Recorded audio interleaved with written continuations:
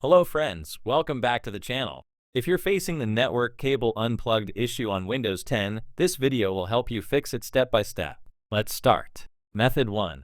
Reset network using CMD. First, click on the Windows icon and type CMD. Right-click on Command Prompt and select Run as Administrator. When the black command window opens, type this command and press Enter. ipconfig/flushdins. You should see a message saying the DNS cache was successfully flushed. Now type the next command and press Enter. Netch WinSig reset. After that, type exit, press Enter, and restart your system. Once your PC restarts, check if the issue is fixed. Method 2. Change Ethernet speed and duplex settings. If the problem continues, click the Windows icon and type View Network Connections, then open it. Right-click on Ethernet and select Properties. Click Configure, then click Yes if prompted. Go to the Advanced tab. On the left side, select Speed and Duplex.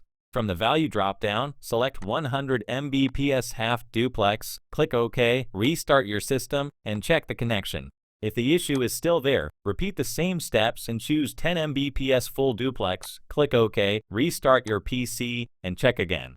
Method 3. Update, rollback, or reinstall network driver. If you're still facing the issue, right-click on Ethernet again and open Properties.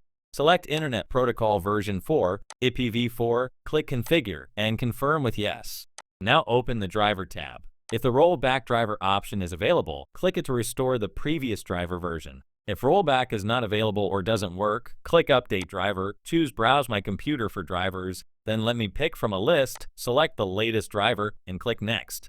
If the issue still persists, click Uninstall Device, confirm the action, and restart your system. Windows will automatically reinstall the network driver. These are the 3 most effective methods to fix the network cable unplugged issue on Windows 10. Thanks for watching. Don't forget to like, share, and subscribe for more Windows troubleshooting videos